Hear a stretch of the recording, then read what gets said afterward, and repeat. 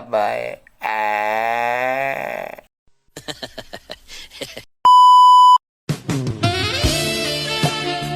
Hello guys. Nandito na po tayo. Panapan na naman po tayo. Pagkatapos ng outing. Laban na naman. Laba.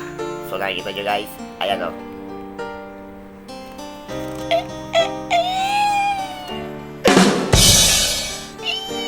Akala ko guys, hindi na maglalaba.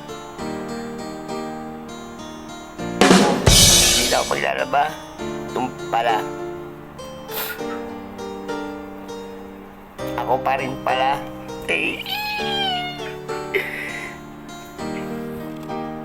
Guys, yan. So nakikita niyo po, no? Ako naglalaba po ngayon. Ayan, no? Yan. So ngayon,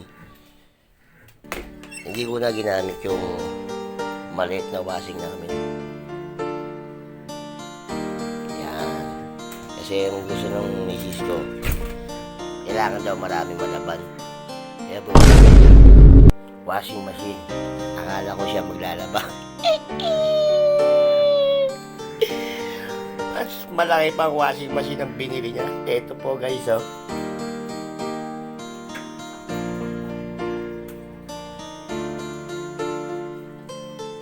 Yan. So nakikita nyo guys, talagang mahal na mahal ako, no? Grabe guys, akala ko siya maglalaba. Pala, ako pa rin pala. So talaga naman, bumili pa talaga ng malaking washing, oh. Para marami daw malaban guys.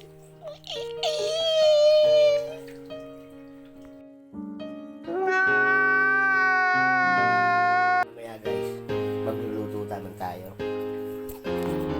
Talaga naman, oh. Bumili talaga ng washing machine para mabilis daw po talaga malaban.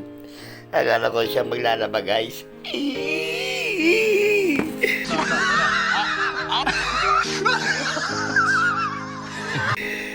Talaga naman ang gusto niya talaga, mas malaki pa.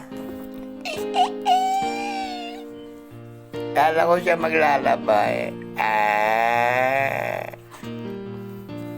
Pero guys, pasalamat pa rin tayo guys. Para mapabilis ang labahin. Di ba guys?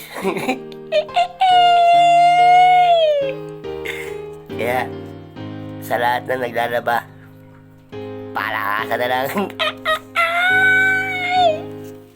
Bye bye guys.